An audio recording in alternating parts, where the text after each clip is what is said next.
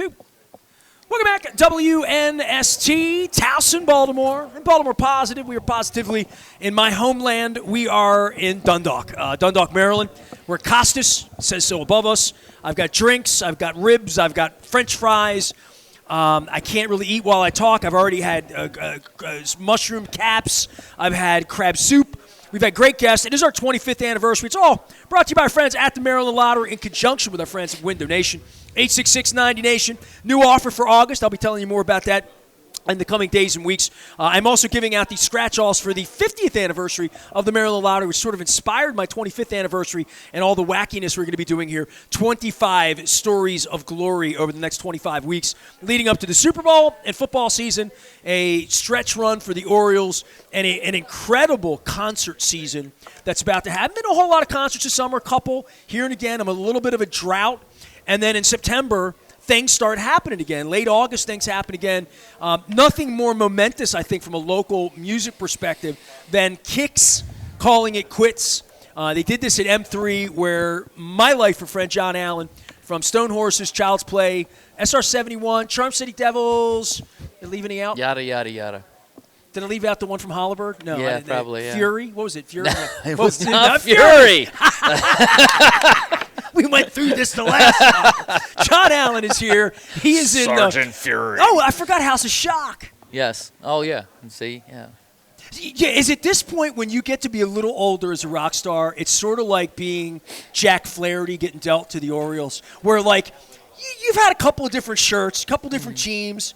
You know, if I get with Neil Sean, how many bands has he been in? Bad English. I mean, even the biggest rock stars have been in a couple bands now, right? Yes. You move around a little bit, right?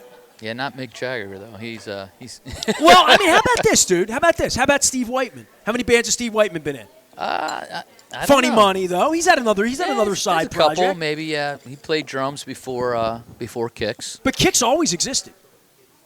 What do you mean? I mean, Kix, like, there was never like a hiatus for Kix. I don't. There was. There was. Yeah, there was. It feels like when he had Funny Money. But it feels like he was playing, though. It feels like once a year they played. Not like Child's Play, where, like, you know, there was a hiatus and Brian passed and then the reunion shows or whatever. But it feels like Kix. If there was a hiatus, what's a hiatus? A year? 2 years? It was a few years because my band.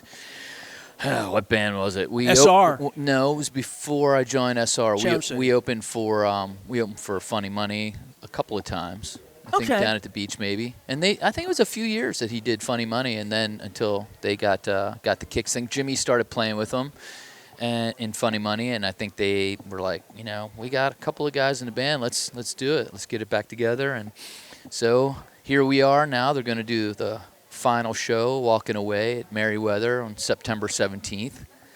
I think there's a few lawn seats left. This is crazy. I'm begging you for tickets, and Gene, I don't have tickets. This is a really unique thing. I mean, I don't know. I'm celebrating my 25th anniversary. I don't know if they're going to come. Congrats, by the way, Thanks, man. I don't know if they're going to come take the radio station away from me or whether I'm going to sell it to some godforsaken soul that wants to buy it, or it's for sale. Come buy it if you want it. I mean, we're all for sale, you know. But I don't know where you say you're in a band. Every band has had a farewell tour. I mean, The Who started theirs in '82, right? I mean, the Eagles are having their final long goodbye. Like, it's a joke now, God. right? Motley Crue, right? Since '94, I think the Eagles have been. By the way, I read that saying Mick goodbye. Mars piece in Rolling Stone a couple weeks ago. It's not, you know, what happens to bands when you're the 71-year-old guy with a back condition and everybody hates everybody. Like, it's behind the music and all that. Yeah. The way Steve decided to come out to his audience, your audience, us, and do that at M3, and then put this thing together in Merriweather. I'm dying to know how you got the gig. I mean, you've known each other. You had a morphed band. I was with Sarah Fleischer at the Tommy Conwell show with Dewey. I love Sarah. First time I've ever really spent time. We had dinner together. It was beautiful. And she's great. Yeah. Her night was the night that you put Kix together and did this thing. Yeah. I mean, you know, you and I grew up buying, you know, Blow Kix My records, Fuse. yeah, Right, exactly, right? Yeah, no, it was cool. You know, that was because, well, as far as I know, her retirement was sort of a shock to the people at 98 Rock. It kind of came out of left field for them. And so they were trying to get this party together for her. and for whatever reason, the Kicks could not do it. So the PD at 98 Rock was like, so you guys are going to play Kick songs.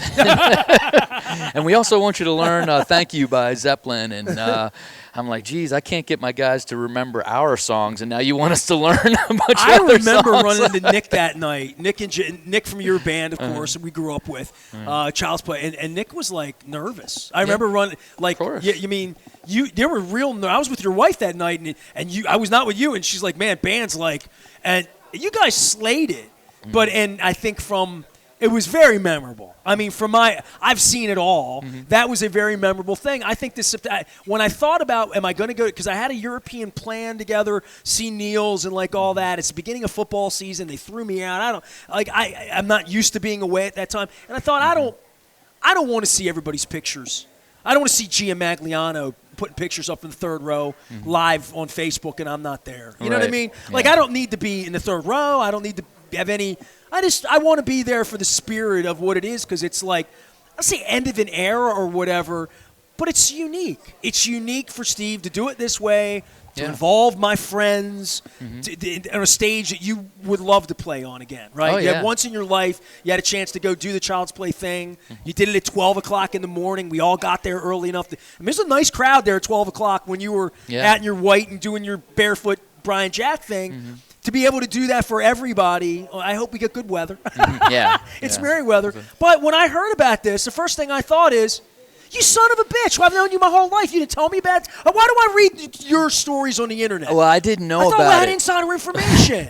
Well, they called us, the Merriweather folks called us like only a day or two before M3. So it wasn't like it wasn't a planned thing out, like real far out in advance, and they were trying to keep it quiet, on the down. And you think telling me would? No. Would jeopardize it? Listen, I just had. Am I a journalist or something? Do I break news? I had so many things on my mind that honestly I just didn't, really think about it. Well, you were doing House of Shock then. I remember seeing you. You were spread thin. Yeah, and your own band and Stone Horses. Yeah, you're doing your thing, I still am. I'm trying to finish a Stone Horses record to come out in the fall, because we've got this tour that we're doing with Brother Kane, starting November. Whoa. I don't know about this. Yeah, it's pretty new. We just got this like last week or the week before. So we start November 1st. I tell people we're friends. I don't know why. I don't know why. You're busy. I'm busy. I'm going on tour with my band. Yeah, but it's only at least I heard it's only like 3 weeks. You know what the good news is? I'm going to cut you some slack. All right. You broke that news on my show to me. It wasn't like, hey, Johnny, Child's Play getting back together again. He wrote me for Kicks. And I'm like, how do I not know this? Like, I felt like I was last to the party. All the tickets were gone by the time I found it. But keep going. So you're doing Brother Kane. Well, they made the announcement at M3. Were you there for the announcement? No, I saw that on Stash's Facebook in real time, though. All right, yeah. All right. Stash was freaked. I was freaked out because I went to your show. Yeah. Right. I saw Styx play. Right. Okay. So I was there Saturday, the day you played. The Saturday. Right. So you didn't go back. I wasn't go back. Okay. Right. There you go. So that was the big announcement on the Sunday night, and then tickets went on sale on Tuesday, and my God, they sold out so fast. The pavilion sold out. I was really scalpers wanting $600 to see Steve Whiteman. He didn't charge me that much for voice lessons. Yeah. How many voice lessons did you do? 3, maybe 3 or 4. Yeah. And I did them in the drum shop on Harford Road. Yeah, right? Me too. Okay. Yeah. I didn't know Steve was a drummer. Yeah.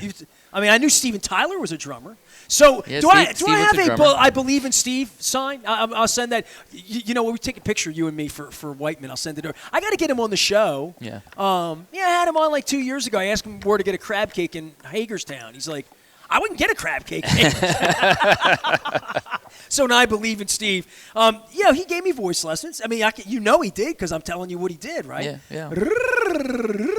He had all these warm-up things that you want to do to warm up. Yeah, I don't think he gave me that one, but yeah, he's great because he's like, you know what you're doing. He's like, I'm not going to take your money. He's like, go on, you're doing. I wanted to ask you this because I've known you my whole life and we spend like real time together.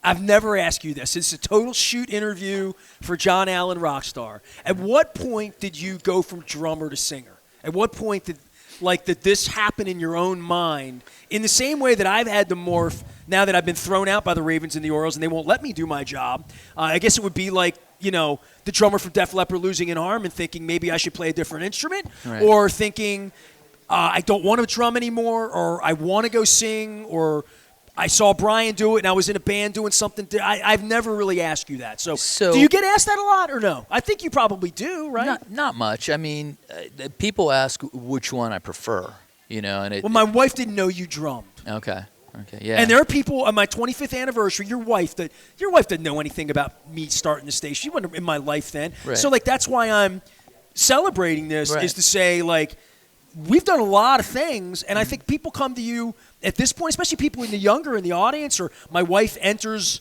in this century and doesn't know any of that, and they're that's a big part of who you are. Yeah. A lot of people don't think of you as a drummer. Actually, I mean, in town, they do. And it's a little frustrating now that I've been fronting and singing for a really long time. I'll get all the time, I miss you, man. I can't get used to seeing you up front, It's like, and it feels like a little bit of a criticism, but when I go out of town and I'm on tour, people are like, "Oh my God," are like, "You're such a good front man," they're blown away. But here, I miss you drumming, yeah, John. yeah, she's like, "Yeah, you're pretty good," But so back to your story, my story of being a singer is not unlike yours. When SR-71 lost our domestic record deal, I'd already been through, being dropped with Child's Play, and I had kind of been through that before, and Mitch really hadn't, and it's a really a tough thing to deal with, once you've had a record, and SR-71 was so much more successful than Child's Play too, So and it was a different era. It was a different era, but when we lost our deal with RCA, it's kind of like you're like, oh my God, what do I do? And within the record business, I mean, I'll give you some real honesty here. You're when you're dropped, you're a pariah, and it's tough. You failed, right? Yeah, and it's tough to get a new deal, and that's what we were working on, and it's almost been a manager being fired in baseball and thinking. Our friend Jim Schwartz, as an example, right? Yeah. Defensive coordinators, won a Super Bowl, got a job again, making a lot of money, all that stuff. But will he get another chance to be the head coach? Right. Right. I mean, and that probably is similar in sports, right? Sure. Yeah. And so so we even wrote a huge hit song called 1985 that was a huge hit for another band. Only the second dumbest thing I've ever done in my life. What's that? Well, the dumbest thing, and I was going to admit this morning to Chris Corman at the Baltimore Banner, the dumbest thing I've ever done was I was in a cab with Mel Kiper in New York City. We had taken a train from Bristol, Connecticut down to New York to see a Jets-Ravens game. And we trained into Madison Square Garden, Penn Station, and I'm in the cab in the back seat.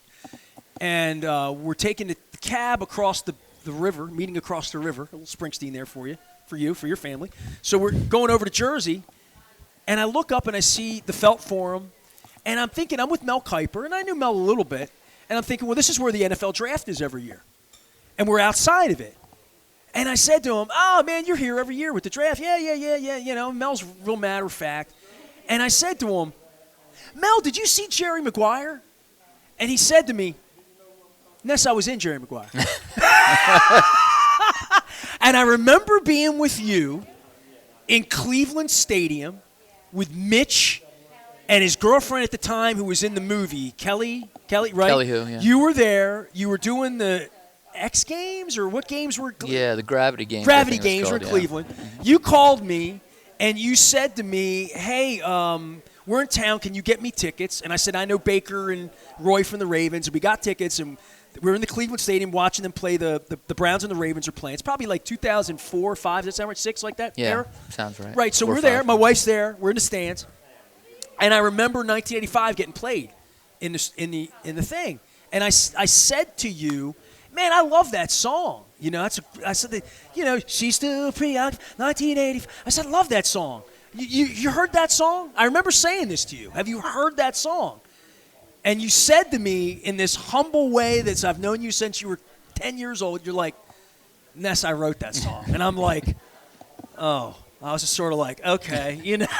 I don't remember this at all. I remember it vividly, how stupid I felt. And I thought, all right, what else have you written that I don't know about? Did you write Stairway to Heaven? And No, I'm just finding this out? but yeah, so like we thought, that'll lead back to a domestic, new record deal, and it didn't. So after that happened, Mitch was living in Los Angeles part-time, living in Baltimore at our house part-time. So he set up a studio in both places, a little project studio. And one of the trips where he went home, I just went down in the basement. I had a song idea and, banged it out. And then I was like, I think I'm going to try singing because it's now or never.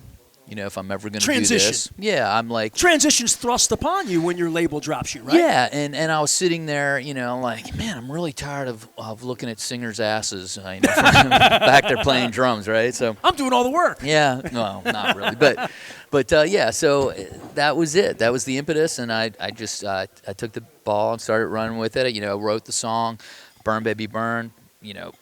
That song turned into 3, then turned into 6, and then I was like, oh crap! Now I got to finish this record. I got to. So as writing a song for you, I've never thought of you as a guy playing a guitar or a piano or the things that would be structurally necessary. It'd be like me saying I'm a writer, but I don't know how to type. Right. Right? Mm-hmm. You know what I mean? Well, I talk into a microphone to write books. Or I guess you could do, there's a million. That's exactly. You got a drummer with one arm that's strumming. I mean, things are possible, right? Right. I saw Chips Enough sing. He sounds like Donnie V now. I mean, like anything's possible.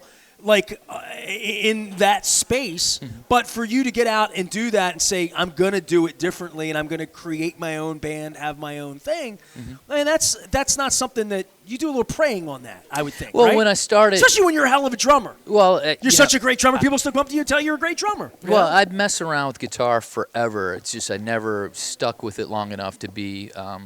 really good, so I'll go down and I'll bang around on the guitar, but a lot of times I'm writing. So you pick up Nick's guitar or Itzy's bass and bang on it enough to be I goofy. own guitars. I have my own guitars. No, Ness. 30 years ago I'm talking about when you're I had a trying guitar. to be a drummer. You had a guitar. I started out on guitar in like 4th grade, but did you hold the guitar in your arms at the Child's Play M3 show? No. I don't know that I've ever seen you hold the guitar and sing a song. Well, I don't think I've seen that. Well, when I started the project that became Charm City Devils, I was playing guitar and singing, and I hated it in some ways because it was hindering my development as a frontman, and I was like, Nick, come out and play an AC/DC song with us, and he did it, and I was like, why don't you play a couple more songs? Like, you wanted learn to be free. I felt like I was chained to the mic stand. Yeah. So he did that, and then finally, after a couple of shows, I was like, Nick, just be in the band, And then once he got into the fold, within a couple of months, we were on 98 Rock was playing a demo of ours, and we were talking to the label that eventually signed us, that was headed by Nikki Sixx from Motley Crue. So, Okay. and that was Charm City Devils. We wound up with the record deal. It was pretty fast after he joined the band. Well, it must have been weird. It's a question for Nick, but Nick's used to seeing you behind hair, all of that, and then Nick saw you sing, but you sang in the band. You always had a mic floating around that you were throwing out of the way and all that good stuff. Yeah. But it was backup singing. Bob Muscart just stole all my peach cake from Fenwick. That's all right. That's all right. Spread the love to Kent Island. All right. They got peaches over there. They got bread. I was just talking about this with somebody about, okay, you were talking about me singing from behind the kit, but backup singing is a different thing. I mean, you're trying to blend, you're trying to kind of not be wallpaper, but you're trying to support the lead singer, and I think singing lead is a very different thing. It's you have to have character. You have to. I don't know. I think it's. There just was never a thing. time when you're banging on the drums behind Brian where you thought I want his gig, because it never felt that way to me back then. I don't know. Well, Brian was a bit of a force of nature. Oh right? my God, but Brian he was incredible. Brian was a powerhouse. He really was. He was super charismatic and just he was a party. You wanted to be around him. You wanted to hang out. I'll never forget the first time I saw Child's Play practice before I was in the band.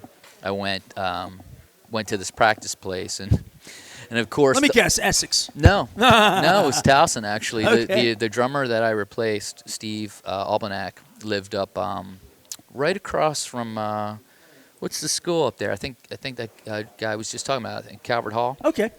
Lived up there, and so I go to the practice, and everybody else in the band is there, of course, except for Brian, and he walks in late, like he always was, and as soon as he walked in the room, it was like, I think it was me and Jimmy Schaefer, one of the original guitar players from Child's Play. He wasn't in the band yet either, and we were sitting there. As soon as Brian walked in the room, it was like, that guy's got it. Whatever that it is, that guy's got it. We need to get him in our band somehow. And it happened, but it happened in a backwards way. We got absorbed into So the whole Child's Dundalk Play. Essex thing, like, you didn't really know each other. No.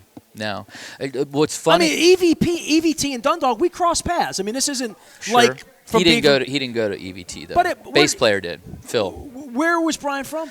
Brian went to Chesapeake. Chesapeake, even. Okay, I mean, but I'm thinking Essex and Dundalk were aligned enough from Seagull Land and music. You know what's fascinating?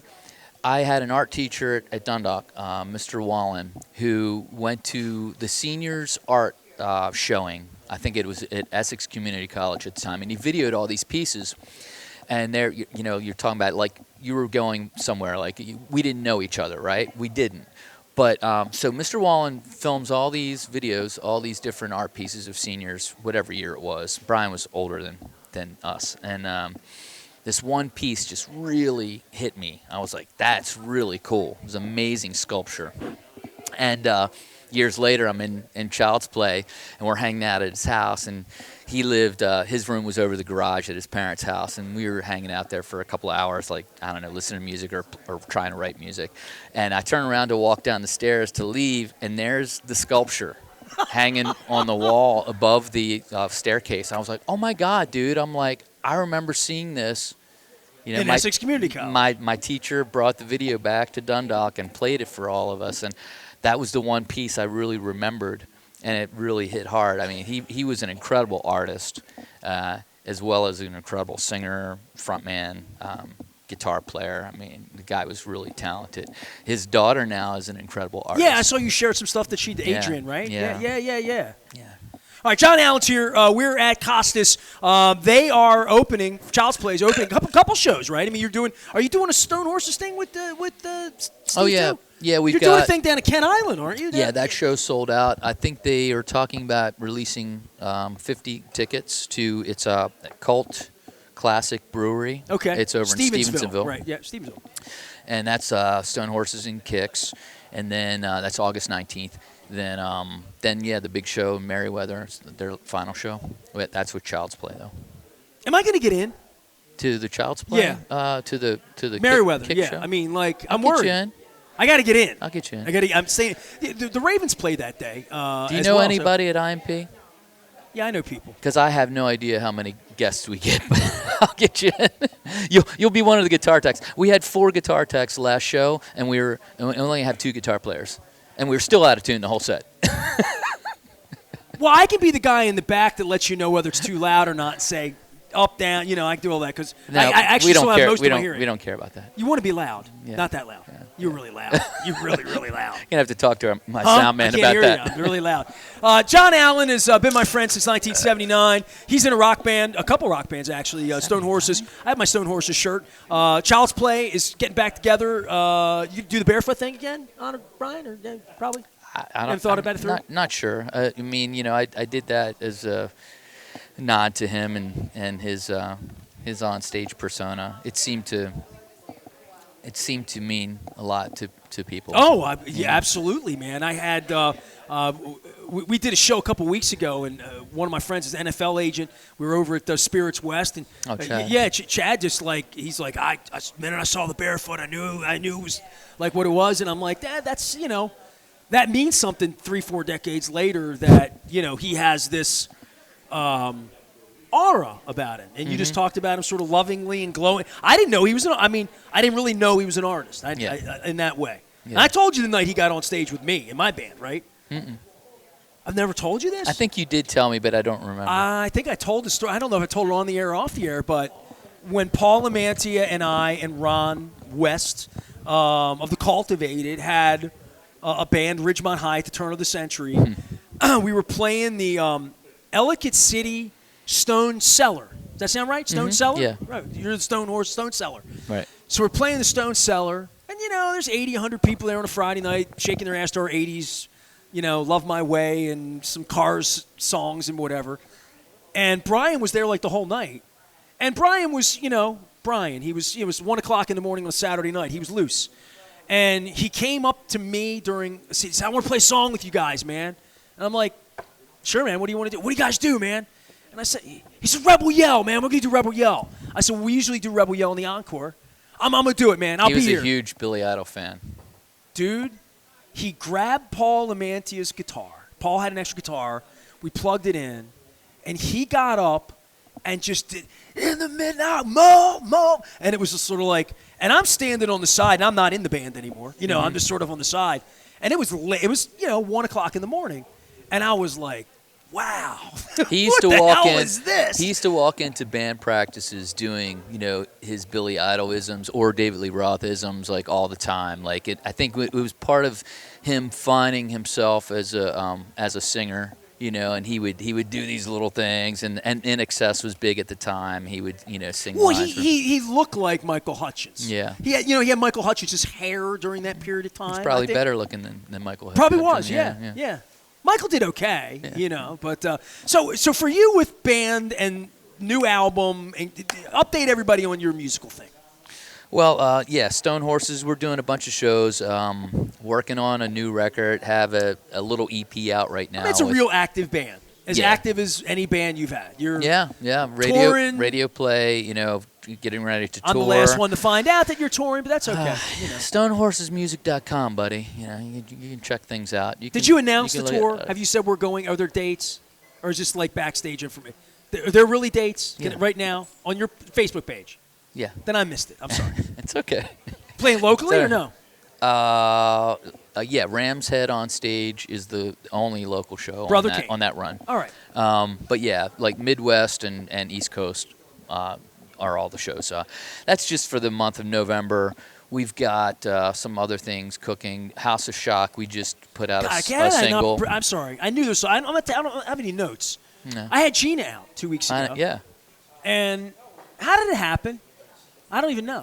You introduced me to her. I don't even know. That's not how you put a band together. I left here 3 days before Christmas at that table. Mm-hmm. Ed Lauer was sitting there. You're sitting there. Next thing I know, Ed's at Gina's house all night. The next thing I know, Wendell's texting me. Mm-hmm. Gina was on the phone. Who's that cute boy that plays the drums? Is he a singer? Does he play the guitar? She wanted to know if you played the guitar. And I said, I don't think so. Yeah. That's how little I knew about you playing the guitar. And the next thing I know, you're doing 2 days over at Bill's Music House, putting this thing together. She got sick, right? The thing got pushed COVID, off a couple of different times. Gina Shock is somebody you and I had, I know, a dozen private conversations in the car together, going somewhere to eat, drink, shows, whatever, where we're like, I don't know her. I've never met her. Mm-hmm. And you always said to me, George knows her, Joyce knows her. Yeah. And you had never met her, right? No. You didn't meet her until Drug City on my show. Right. You literally met her on the set. Yeah. And now you're in a band together. Yeah. And you wonder why I'm asking questions. I don't know anything about it. I don't know anything about it. Well, other than you guys were all on stage at the Hard Rock, and all I thought was, I really hope they like each other. And that's how that's my heart. It's been a lot of fun. It's just great. Yeah, she's awesome. We just recorded a couple songs at my house. Smile Pretty, one of them? Smile Pretty's one of them. And we did I'm drawing a blank now. But Smile Pretty turned out fantastic. They just debuted it in Philly. I love that song when I saw it the night at Hard Rock. That was the best song you did that night. Yeah. It was memorable. That wasn't the first song, was it? No. No, I didn't say the first time I saw it was that night. Right. It was memorable. Mm-hmm. So, the fact that they said to me, we're releasing that, I'm like, okay, I remember. Yeah. And again, she's a great writer. She's a great songwriter. I would ask her the same thing which is she sat back there looking at Belinda's backside, for all those years. And as she said rather flippantly in her Dundalk way to me 2 weeks ago, she's like, I write songs, I sing, and if they don't like my voice, F them. And, a little bit of what you have to have, which is, hey, not everybody's going to like John the singer, maybe as much as they like John the drummer. Maybe they don't like Nestor the non-sports guy or whatever. Fine, but this is where my voice needs to be right now, right? Well, and this is Gina being in the Rock and Roll Hall of Fame, having this band that you would have dreamed of having, right? Yeah. Anybody would have dreamed to have a band as successful as the Go-Go's. Oh, yeah. And then you get older and you drift this way or that way, or some people want to do that, or you lose your singer, or you lose your drummer in Rush's case, or your drummer's unavailable in U2's case. You still charge $1,000 a night and play. But it's an ensemble effort, and I think at heart, especially when you get to be our age, you want to like the people you're working with. Oh, yeah. That's just that. The fact that you like each other, that means a lot more to me in introducing all of you than to say, well, I'm in a band with Gina, but her singing is something I didn't know anything about her. So good.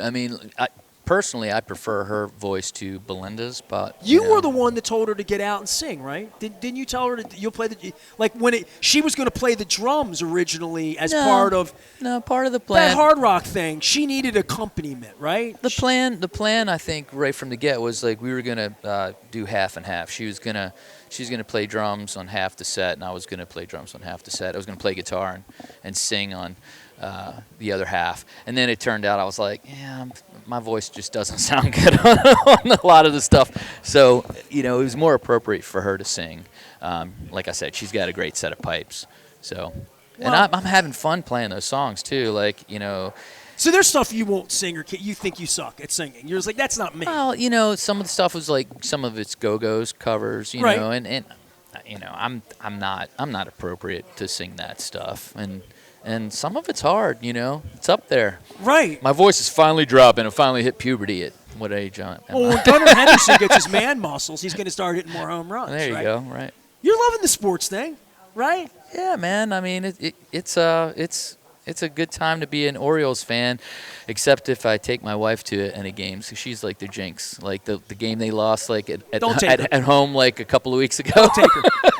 I gotta. You went that Saturday night when they got their ass kicked? No, it was a Tuesday. Okay. When we were in Annapolis, we all took the family up, drove up. I'm like, that's it. No more games for you, honey. Well, you would be good luck or bad luck. At least we have something here that feels like a chance to win championships. Baseball and football. I've had this place 25 years.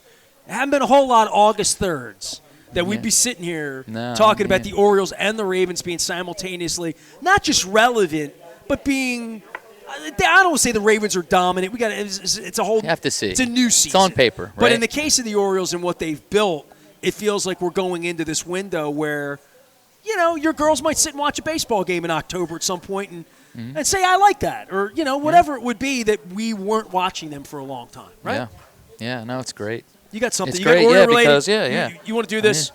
I'm usually the one showing my crotch on the show, but this is John doing this here with. It's little. Pull. Let me see it. It's a belt buckle. Take it off. I got my belt buckle today, so I wore this one. I have one planned for tomorrow for Drug City. This is my Foreigner. What's the one you're looking for? I saw you post it. I'm looking for a Blues Brothers and a UFO. UFO and a Blues Brothers. This is my Foreigner belt, and I wore this because today feels like the first time. So that's why I wore this one today. Tomorrow I'm wearing my Chicago belt buckle because it's my 25th anniversary and it's 25 or 6 to 4. So is this Major League Baseball licensed? Let me read the back. It says Major League Baseball Promotion Corp. Look at that.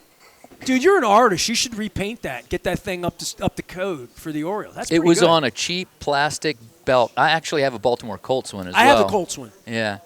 I brought that out with Chad a couple weeks ago. I held it up, Well, I had to cut it off the cheap belt, because I couldn't fit in that little belt that I wore when I was like. We become belt buckle nerds here as we do this. Well, you can go get that UFO buckle probably over at the T-shirt stand. KB, Spencer's. T-shirt stand in the middle of East Point Mall where in the kiosk. Kiosk. You should do the iron-ons. You remember the Penguins at East Point Mall, don't you? I do not. You do not. Because you're like. It drives me bananas because I can't find any pictures of it or anything. I have pictures. You have pictures of People of have the spent, penguins. not pictures I took, but people have pictures You of have the penguins. You do. Every time I mention the penguins at East Point Shopping Center on my Facebook, people put pictures up. Really?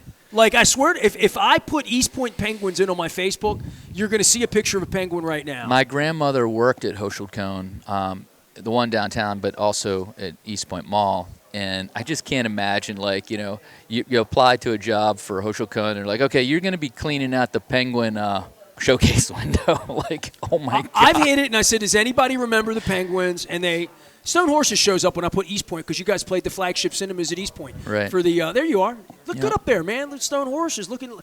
One thing I'll say about being in rockin' bands these days is no matter whether you're in Stone Horses or whether you're in the Rolling Stones, they can make your stage look awesome with lights and logos now. The background. Like every band I see now, the sets are grand, but they're not. They're video-oriented and lighting-oriented where everybody looks like Triumph looked in 82. Yeah, you know? I do miss the old-style lights sometimes. The LED lights don't always look great. Like picture Brian and I were talking about this AC/DC concert that we went to. 81? For Those About to Rock? It was For Those About to Rock. I thought it was 82, but okay. That light show was incredible. And those are old school lights. I mean, they probably had... That whole concert from the Capitol Center is on YouTube. Yeah, because it was pro-shot from the Capitol Center, right? Probably had like 12, semi-trucks carrying all that lighting gear and PA gear. I mean, that's the kind of... I'm old school, man. I love that stuff. I want to find the Penguins at East Point Mall. You're not going to get away with this on my anniversary without me at least, like, finding... I remember the slide at Hess Shoes in East Point. I remember the tugboat set up in the kids' shoe department in the basement of Hutzler's. I do not remember penguins at Hochschild Cone. I'm telling you, somebody put the penguins up on this page when I put this up. They had like a little Polaroid that they had taken a picture of it, or maybe they sent it over to me. But I swear I have. They were a little blurry, but it was completely legitimate. My dad told me about the X-ray machines they used to have in the shoe stores when he was a kid. Oh my gosh, can you imagine? Who cared for the penguins? That's what I'm saying. Like, who cared for the penguins? Who fed the penguins? All right, John Allen's here. Stone Horses, Charm City Devils, SR-71, Child's Play, back together again, one night only. Oh, there might be more. That's what I was waiting for. That's what I was waiting for. That's all. I had Tommy Conwell on a couple months ago, and they put the Young Rumblers together. They played Dewey. I mean, just incendiary. I mean, just like it was the 80s again, as he always says, And I had him on, and I was talking was so great, man. Paul Manna. I told Paul, I'm like, dude, you got to book. They only get together once a year, twice a year. And Tommy came on, and it was really introspective in the way that you would be about Brian, in the way that he would talk about the band. And, they told him to fire his drummer, so he kind of had to. You know what I mean? All this stuff that happened to him back in the day and how he should have stuck up for guys and, like, all of this stuff. And he said that at one point, the guys in the band said, we do this once a year. We're in our 60s now. Does that mean we're only going to do it 5 or 10 more times, like, after doing this? Or we should do this more often. It's not about money. It's more about, like, where you belong. You know what I mean? And I definitely felt that way seeing you at Soundstage last year and then seeing you again, thinking, like, all right, you're not going on tour and putting the band together and, leaving the kids at home or, like, whatever. But the fact that Kix is at the end now, it says to me, maybe you guys should play Trifecta and do 3 times a year, and the people that want to see you will see you. Yeah. The 800,000 people that love you a lot will come a lot. And Crack the Sky made a living on that. I feel like the next 10 years, I want to see you do it. It makes more than happy. As a side project. Well, it makes people happy. I mean, I think that's the huge part of it for me. Made me happy. Is seeing people, just enjoying themselves and reliving these times, that we had at the Seagull or Capricorn and all the other I still clubs, believe in Steve Hammerjacks. Whiteman. I made signs that said so. I believe in Steve. Right here. In purple. In purple. These were Steve McNair signs. Oh, yeah? Yeah. Free the birds. I figured Bishotti. I don't have to free the birds anymore. We freed them. They're good. Yeah. When I get my press pass back, I'll be free. But, all right, 17th of September. Yes. You guys have to rehearse or no? Just, Yeah, we've been. We actually just did one the other night. Phil has to come down from New York. you get a longer set because like it is what it is. You can play a little longer. It's going to be a little longer than M3, yeah, but not. I don't think too much. You gonna play the Jack? Dude, I want to hear the Jack. I ain't leaving until I hear the Jack. well, we might play the Jack in another show. Let's put it that way. Ain't that the Brian Jack? Didn't he write that one? You guys used to play the Jack every night. Child's Play. When we started out, yeah, we did a lot of AC/DC. You did the Jack all the time. Yeah, All right. we did. Leave it to me Good to ask memory. you for a cover. If I said you're going to play Rat Race, you're like, I hate that song. It's true. We didn't play it at Well, if you M3. don't play your own songs, what the hell are you going to play? I was telling a friend of mine who he put out "Man of Constant Sorrow" with Charm City Devils, Sure. you know, and he's like, you gonna play Rat Race? I'm like, no. He's like, of course not. That was the single. You know, why would you in the video? He's like, freaking musicians, freaking artists. I haven't had you on since M3, so I'm going to tell this story to embarrass you, but it's okay because you have fans. There was a guy backstage, and I hadn't seen Idzy in a long time. And you know, like you and Nick, I've known Idzy my whole life, and I hadn't seen Idzy. He wanted to see me, and I wanted to see him, and he had some health issues, and and I just wanted to like hang with him a little bit, and I cornered him. After 2-3 hours after you're off stage, kids are running everywhere. I hadn't seen you yet. I mean, I don't even know where the hell you were. You guys had like a whole hospitality area, all this stuff going on.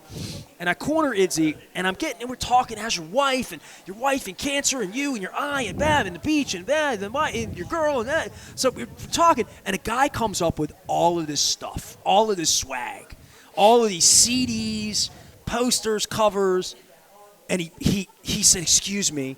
Seems like you know each other real well. I just want to meet Idzy. And I'm like, okay. She comes in on Idzy. He's like, I've waited my whole life to meet you.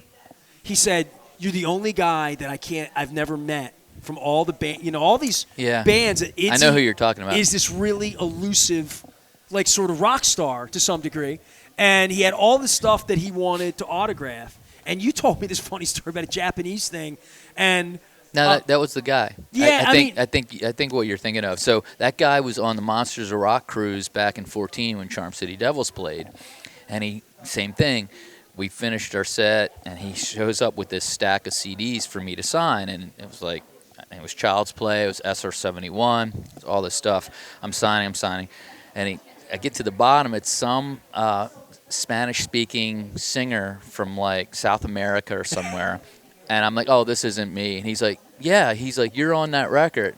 So Mitch from SR-71 produced her record, or at least this song. He used my drum tracks, and he gave me credit on the album and everything. So this guy, I've got one super fan. No, but it was a beautiful thing because it really meant a lot to this guy. Yeah. I love music, right? Like if I ran into Biff from Saxon, I would think that's awesome.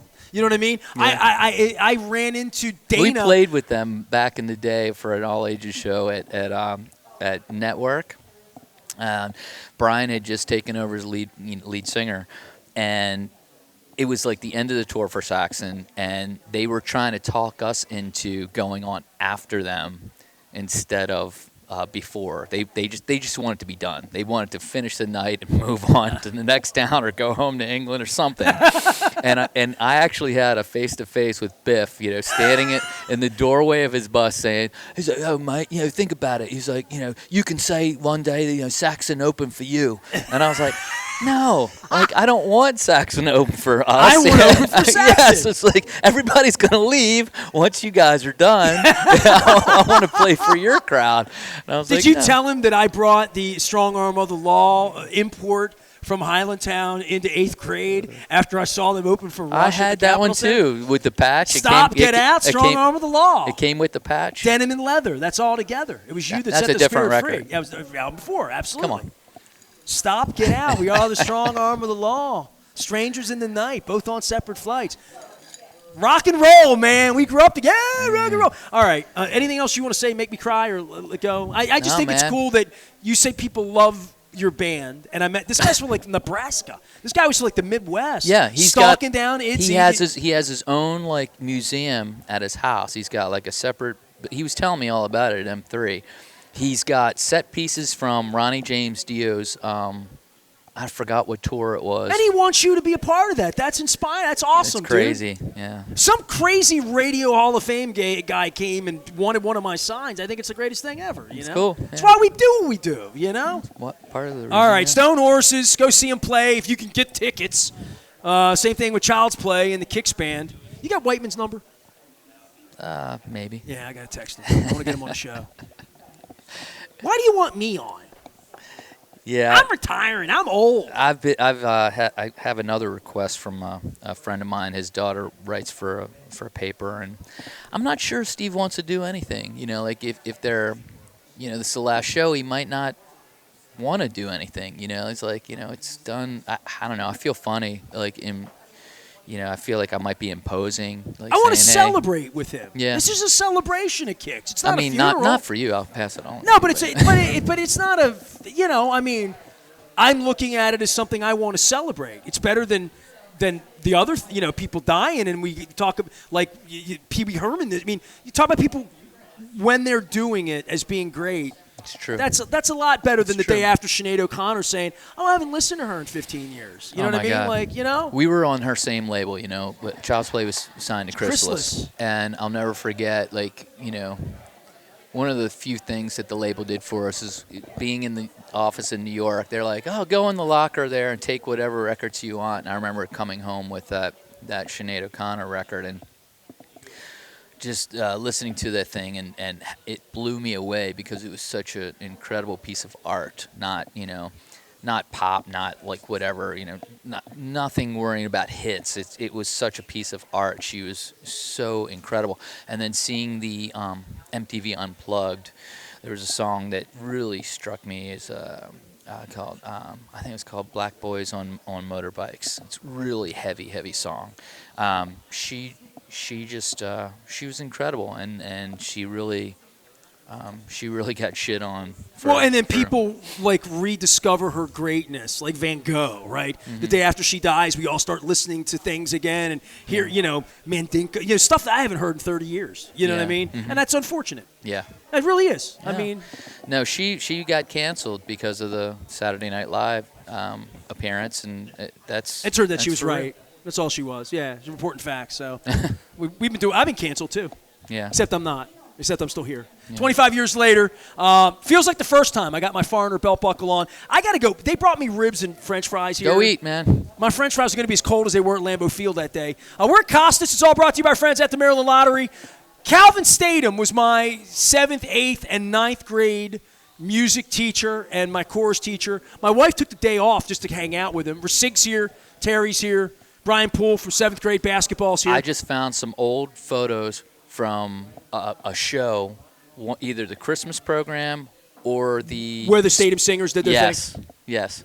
Can you, before I bring Statham. you knew Mr. Statham, tell everyone what it was like when the Statham Singers would come into the auditorium at Holabird at Christmas time, because you were in the band, right? It was incredible. It was like it was gospel revival. Yeah, and like Mrs. Statham would hold a note and basically traverse the whole gym holding one note without taking a breath. She would run. She would hold her dress up. She was decked out in this beautiful gown.